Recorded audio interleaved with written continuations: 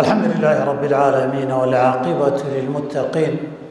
ولا عدوان إلا على الظالمين وأشهد أن لا إله إلا الله وحده ولي الصالحين وأشهد أن سيدنا ونبينا محمدا عبده ورسوله صلى الله عليه وعلى آله وصحبه وسلم تسليما كثيرا أما بعد معاشر الأحبة bilow iyo dhammaan waxaan mar walba isu dardaarmaynaa inaynu ilaahay ka baqno wacdiga waxaa la yiraahdaa alla ka cabso isugu yimaadaa wax kastoo lagaga sheekeeyo ilaahay wuxuu faray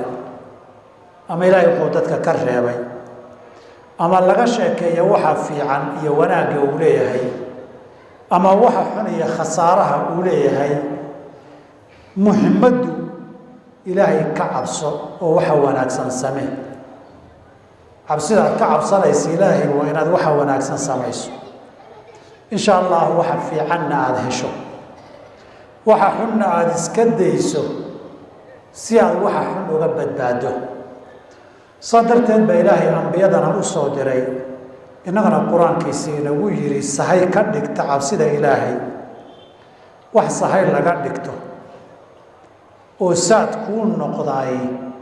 waxa uu fiican cabsi ilaahay subhanahu wa ta'ala cabsida ilaahay ee la inoogu yeeray taariikhdii hore bini aadamka iyo basharka oo dhan baa loogu yeeri jiray min aadam alayhi salaam ilaahay intuu doonay dunidii jirtana nidaha iyo dhawaqa la isugu yeeray ilaahay laga cabsada waa taagaya innaga waqti baynu la noolaanaynaa dhawaqa la inoo yeeray aynu nool lahay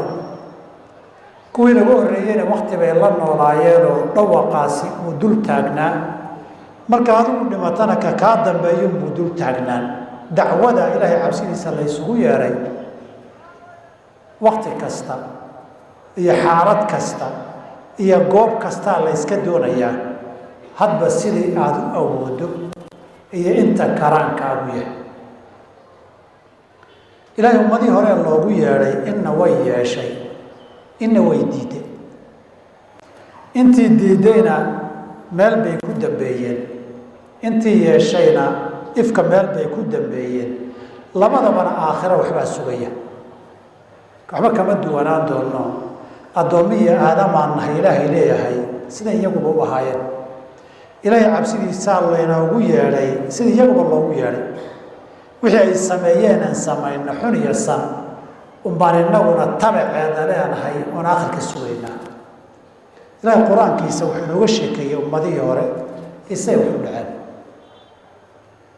dhowr laba arrimoodba qur-aanku waa inoo xaqiijiyey dunidani iyo damaca aadamuhu waa isku mid waqti kastoo la joogay iyo qarni kastoo la soo maray dadkuna waa aadame aadam laga soo bilaaba intuu ka samaysnaa baad ka samaysanta damacii ku jiray baa kugu jira shahwadii iyo naftii ku lamaanayd baa qof walba ku lamaan shaydaankii jannada ka soo saarayna ee dhibka badnaana waa ku dul taagan yahay oo waa kugu dhex nool yahay waa kula jooga wixii aadam laga rabay oo ilaahay ka cabsi ahaa baa lagaa rabaa halkii la rabay inuu tago jannada ilaahay oo galo baana lagaa doonaya dadkii adduunyadu intay taariikhihii ka dambeysay qofku dad buu la noolaa dunida uu ku noolaa baahi cuntuu qabay baahi cabitaan buu qabay baahi hurduu qabay wuxuu milkii u baahnaa dad buu la noolaa kuwa isku xumaayeen kuwa isku fiicnaayeen intaa waa intii wax cusub ma laha inaga inagu cusub tahay kuwii nagu horreeyeyna sidaa bay ahaayeen dadku in xun iyo in fiican bay lahaayeen in wanaagga ugu yeedho ay ambiyadu u horreeyaan bay lahaayeen in xumaha ugu yeedhana way lahaayeen in ku kala safanna waa un loo qaybsanaa saas darteed waa tusaale soo noqnoqonaya habeenkii iyo maalintu waa sidoodii kuleylkii iyo qabowgu waa sidoodii colaadii iyo nabaddu waa sidoodii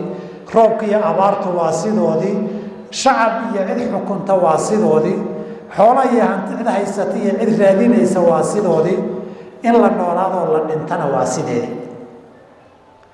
dadka imanaya unbaa ku cusub magacyaa isbedela qaabka loo noolyahaa kala duwanaada wax ku kala duwanaada laakiin dabeecadda iyo fikirka iyo caqligu waa uninti xumihiiyo samuhuna waa sidi qasaska taariikhda saa darteed qur-aanku in badan wuxuu inoogu celceliyaa wixii horay u soo dhacay waxay wax ku dambeeyeen war aan la hubinna wax cibro laga qaatoo badan ma laha waxa la hubo waa wixii qur-aan iyo sunno ku sugan ee taariikhda basharka ka dhacay inta kale xog yaroo la hayaa la ballaariyaayoo la barariyaa meelaha bannaanna been lagu buuxiyaa saa darteed in ba ilaahay inagu dhiirigeliyo inagu baraarujiyey qur-aanka qisaska ku jira ee taariikhda ka hadlaya inaynu si fiican u dhuuxno inaan si fiican ugu fiirsano u dhadhamino inaynu ku akrino akhris caqligiina joogo lagana fikirayo laga faa'iidaysanayo dhowr tilmaamood baa laynoo sheegay waxaa laynoo sheegay waxa laydiin sheegayo waa wax run been ma aha kuma jirto ina hada lahuwa alqasas alxaq haw qaadanin hal wax oo yar oon si u dhacay ahayn kuma jiro haddaad sheekada buugta qisaskeeda akhriyaysa iyo sheekooyinka wax badan oo beena ku jiraan kuwan hal beena ma laha wax run aweeye oo la ysku hadlayn karo mar labaad waxaa la inoo sheegay waxa laga sheekeynayo taariikh maaha habeen baa meel la seexday iyo raashinkaasaa la cunay iyo gogol saasaa lagu seexday maaha dadku waa wada cunaan waa wada cabaan taa wax cusub maaha waxaa laga sheekeynaya waa dhacdooyinka muhimka ee cashirka leh cashirka haddaba dad laba nooc tilmaamo dhowr ah leh unbay wax u tartaa marka koowaad dad caqli leh oo fikiraya oo maskax furan leh bay wax u tartaa watilka alamthaalu nadribuhaa linnaasi wamaa yacqiluhaa lacallahum yatafakkaruun inay ka fikiraan oy dhuuxaan oy gedgediyaan oy maskaxdooda ka shaqaysiiyaan bay mudan yihiin qof aan caqliba lahayn oo maskaxu ka shaqaysiiya lahayn waxba uguma filla laba dad bartay oo qisadan akhriyey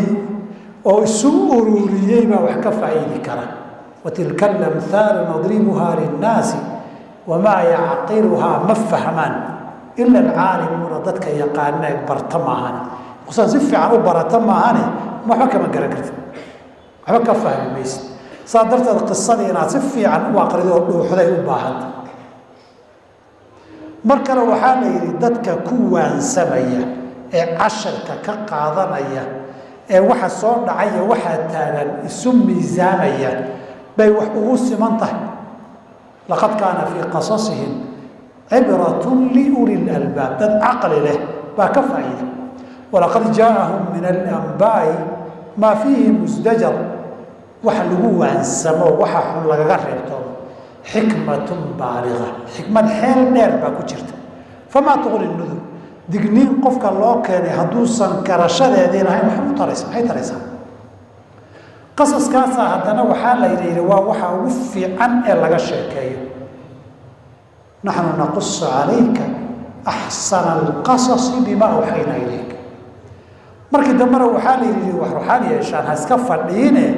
ummadihii idinka horreeyey iyo ifkan sida loogu noolaa iyo wixii dhacay ordayoo dhulkana mara taariikhdeedana akhriya nimaan dhul marin dhaaya mare soomaalina sooma dhihin qul siiruu fi lardi war dhulka ku socda fanduruu kayfa kaana caaqibatu aladiina min qabl dadka idinka horreeyey balsay ahaayeen fiiriya qur-aanku qasaska uu ka sheekaynaya ee faraha badan aan wax ka tilmaami doono mid waa ka midaysan yahay qaybna waa midna waa ku kala duwan yahay dhammaan dadka wanaagga ugu yeerayay in caqiidada iyo iimaanka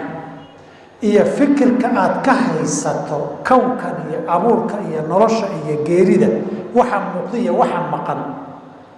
in la saxo way ka midaysan yihiin waxay ku kala duwan yihiin bulshada iyo dhaqankeeda iyo qaabka nolosha kale xilli walba waxa ugu weyn ee khaladka ugu weynee jiray iyo qallooca ugu saamaynta badan baa gaar loo muujinayaa. mar waxaa la muujinayaa nafta bini aadamka damaceeda iyo shahwadeeda, hanti jacaylkeeda iyo nolol jacaylkeedu waxa run ah oy og tahay oy aragto si ugana tiro, wax looga digay oo dhib iyo khasaaraha siduu ugu rido, sida uu u geliyo waxaynan u baahnayn. qisada nebi aadam baa tusaale laynooga dhigaa. mar waxaa laga hadlaa hoggaan xumaaday oo ku amarku taagleeya, oo naf iyo maal waxba aan reebin, oo isaga mooyeen cid kale aanay hadli karin. qisada fircawn iyo muuse in badan lagu soo celceliyaa. mar waxaa laga hadlayaa mujtamac suuqii ka fasaaday, oo xoolihii iyo ammaanadii iyo ganacsigii uu xumaaday, oo musuq maasuq iyo khayaano iyo wax isdabamaris ka dhigtay dhaqaale iyo hanti raadin iyo musuq maasuq. qisada nabi shucayb iyo qowmkiisaa lagu soo celcelinayaa. mar mujtamaca akhlaaqdii ka luntay, oo ragguna ragun dabadii caydhsanayo,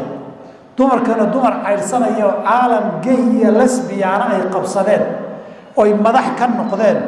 oy waddamadii xukumaan, oo qofkii hadal la masaafurinayo o la caydhinaya. qisada nabi luut iyo qowmkiisa laga sheekeynaya. waa ijtimaaca bulshadu hadba waxbaa muuqdo oo ugu weyn fasaadka jira. kii caqiidadana waa ka midaysan yihiin,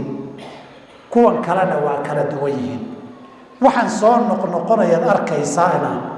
waa un intii hore dhacday. insha allahu tusaale iyagoo qur-aan ka sheekeeyey saynu marba midu dul istaagi doonno haddii alla yidhaahdo. saa darteed qur-aanka qasaskiisa inaan akrinaan u baahannahay, inaan dhuganno oon dhuuxunaan u baahannahay, inaan cashar iyo waayo ka faa'iidaysanaan u baahannahay, iyadoo wada xaqiiqa, iyadoo sida ugu fiican looga sheekeeyey, iyadoo cashar inaan ka qaadanno loogu talagalay, iyadoo la ammaanay inuu qof caqli leh oo fikiraya yahay,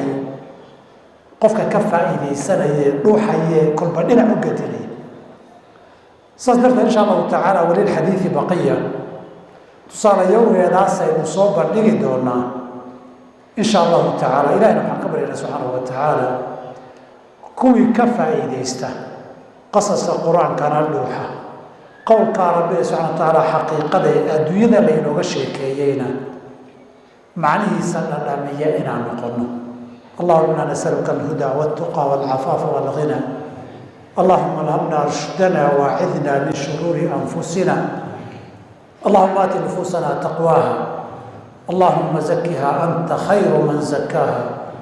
انت وليها ومولاها. اللهم انا نسالك رضاك والجنه ونعوذ بك من سخطك ومن النار. اللهم تقبل منا انك انت السميع العليم، وتب علينا انك انت التواب الرحيم. واقم الصلاة إن الصلاة تنهى عن الفحشاء والمنكر.